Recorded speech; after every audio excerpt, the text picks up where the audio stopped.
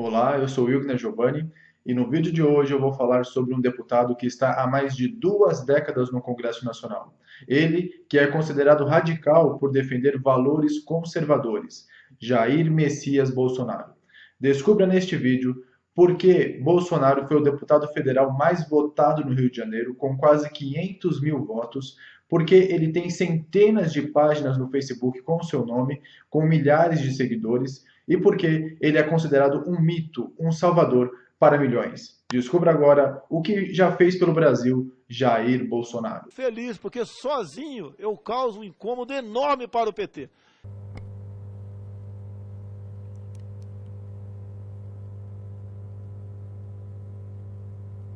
Eu destaco neste vídeo 6 fatos que provam que Jair Bolsonaro está contribuindo para que o Brasil se torne um país melhor. Eu considero como uma das principais ações de Bolsonaro na política a defesa do período militar em nosso país. Quando estamos no colégio, aprendemos sobre o período militar, é falado que houve uma ditadura em nosso país, tinha censura, tortura, morte de pessoas, morte de inocentes, mas não tinha uma explicação muito clara dos motivos e se este fato era verdade ou não. Bom, Bolsonaro se levantou contra isso, principalmente quando a esquerda iniciou a Comissão da Verdade aqui no Brasil, para esclarecer, entre aspas, os crimes desse período militar, mas olhando apenas para um lado. Jair Bolsonaro defendeu os militares que estavam sendo condenados pela esquerda e disse que os militares salvaram este país do comunismo. E dizer que quem caçou João Goulart, um comunista que queria impor aqui a ditadura do proletário também, foi o Congresso Nacional, no dia 2 de abril de 64. Então pare de mentir. E quem elegeu o Castelo Branco foi esse Congresso que está aqui também, no dia 9 de abril de 64. Inclusive, o Ulisses Guimarães votou no Marechal Castelo Branco. E Castelo Branco só assumiu o governo dia 15 de abril de 64. Nesse ínterim, foi presidente da República. Dentro da legalidade, Ranieri Mazzilli, presidente do Congresso. Tanto é que nessa comissão, doutor Dall'Arte, não tem ninguém do nosso lado. Todos os 7 foram impostos e indicados pelo Dilma Rousseff, exatamente para esconder os seus atos terroristas. E se querem falar em golpe militar, primeiro não existe ditadura que não tenha militar no meio. Todas as ditaduras têm a ostentação de ser militar. Então querer rotular exclusivamente de militar é uma mentira. E eles querem escrever ali um relatório bem sucinto, nos acusando nós militares de trogloditas, bandidos, torturadores, e eles que estudaram, treinaram e receberam dinheiro de Fidel Castro para impor a sua ideologia aqui no Brasil como heróis nacionais. É com essa incompetente que está aí, uma mulher que não consegue ligar uma frase com outra. Prepotente, arrogante, incompetente, mau caráter, bandida, que diz que se orgulha do seu passado, mas não permite que se crie uma comissão da verdade para discutir, inclusive, o passado dela, que agora impor regras ao país como se fossem democratas. Se Fidel Castro morrer hoje, aquele canalha que eu tenho pena do diabo, vocês vão congestionar o espaço aéreo de Havana para visitar aquele cadáver insepulto. Quem comandava a VPR, que não é diferente do PCC nem do Comando Vermelho hoje em dia, era o próprio Lamarca e Dilma Rousseff. Ou seja, ao ser descoberta aquela base de guerrilha, a VPR de Dilma Rousseff jurou justiçar Rubens Paiva, Cláudio Fonteles. A verdade dói e tortura. O primeiro marido de Dilma Rousseff, sequestrador de avião, sequestrou um avião da Cruzeiro do Sul, em nome da democracia. Para onde foi o avião? Por 4 dias. Os quase 100 entre tripulantes e passageiros foram torturados, aí sim, arma na cabeça, ameaça de execução, e o avião foi para onde? Qual país democrático? Foi para Cuba. Em quinto lugar, eu defendo o trabalho de Jair Bolsonaro na segurança pública. Depois da era FHC, era Lula e do governo Dilma Rousseff, aumentaram as ONGs que defendem criminosos, que são chamados de defensores dos direitos humanos.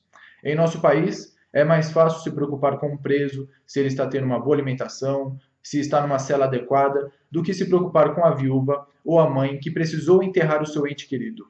Bolsonaro falou tudo aquilo que nós gostaríamos de dizer sobre como um criminoso deve ser tratado e que nós merecemos o porte de arma, além da redução da maioridade penal. Dia Internacional de Direitos Humanos. No Brasil é o Dia Internacional da Vagabundagem.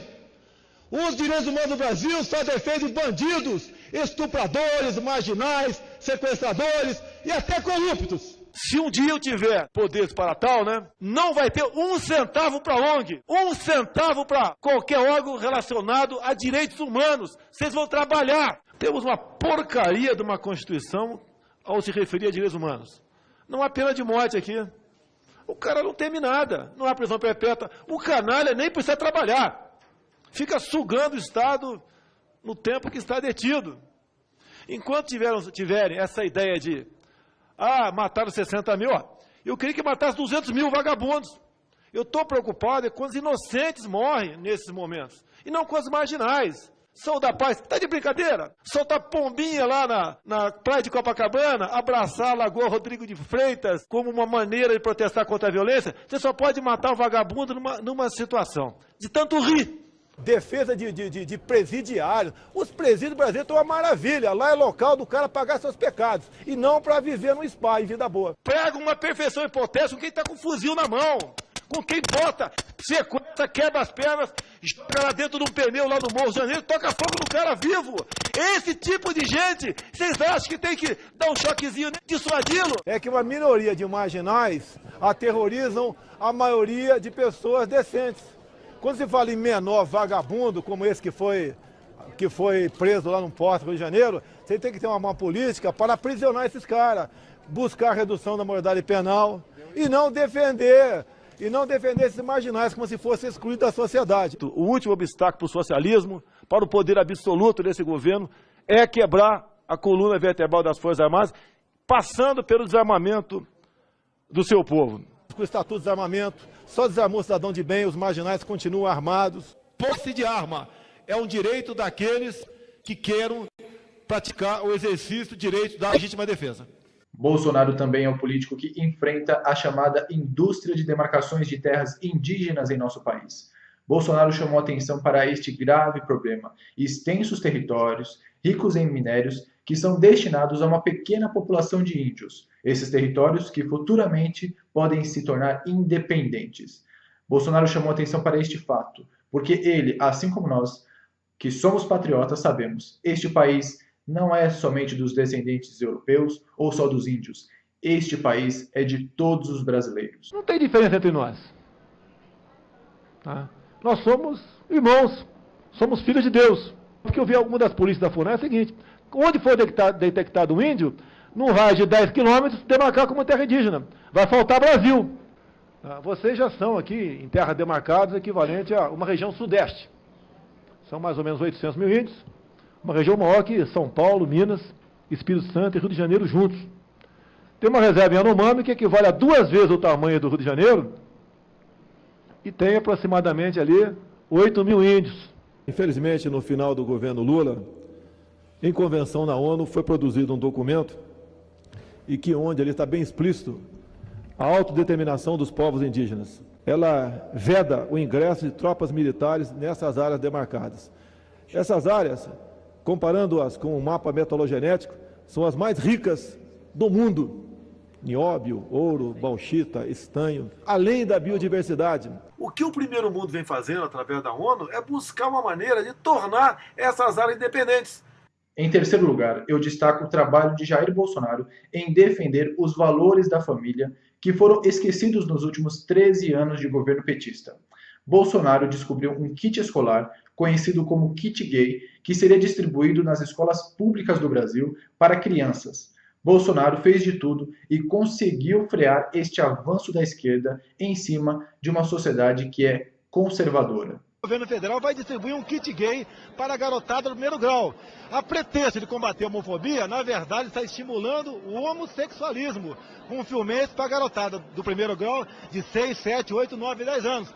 É isso que eu descobri sem querer e estamos tomando providência para impedir, já no começo desse mandato, a distribuição desse kit gay nas escolas. Não tem nada a ver com o homossexual. Eu quero que eles sejam mais do que felizes. Quero que sejam felicíssimos.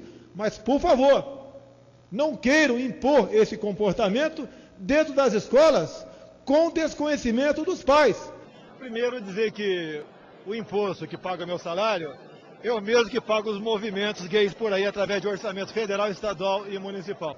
Entre as coisas propostas que estão chegando nas escolas, acredite se quiser, inserção nos livros didáticos da temática das famílias LGBT, distribuição de livros para bibliotecas com a temática diversidade sexual para o público infanto-juvenil, ou seja, até 12 anos de idade, e de 12 para cima também. Coisas esquisitas aqui, cursos de pós-graduação sobre diversidade sexual. O que é isso? Mais ainda, incentivar a produção cultural ligada à juventude LGBT. O que é isso, meu Deus do céu?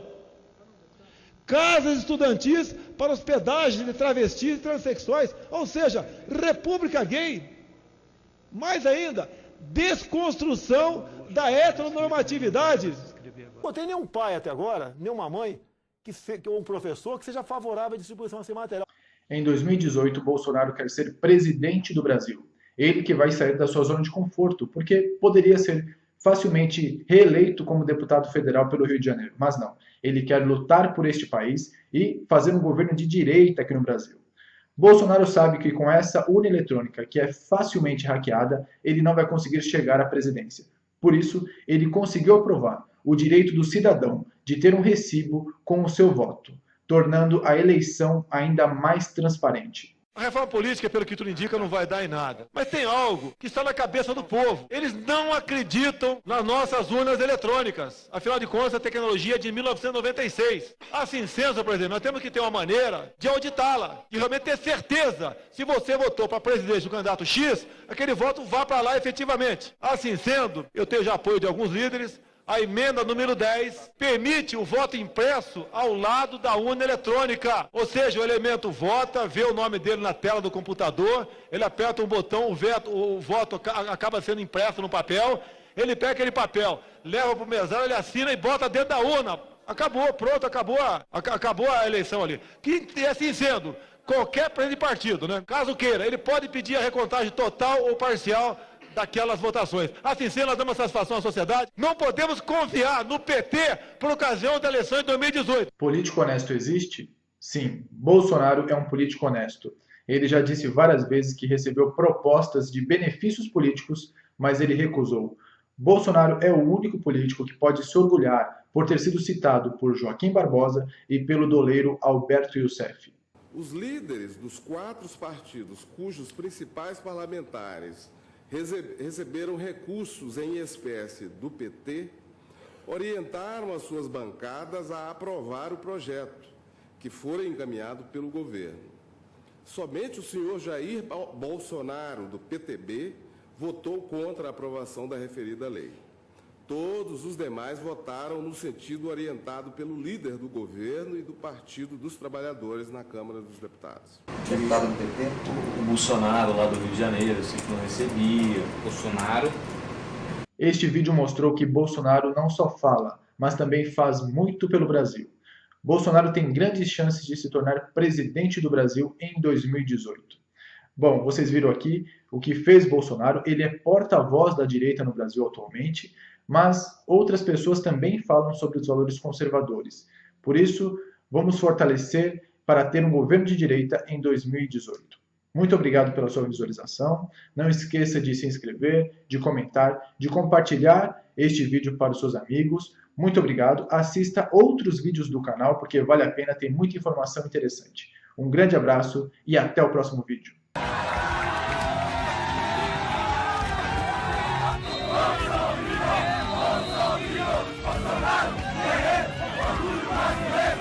Se nós queremos mudar o Brasil, só tem uma maneira.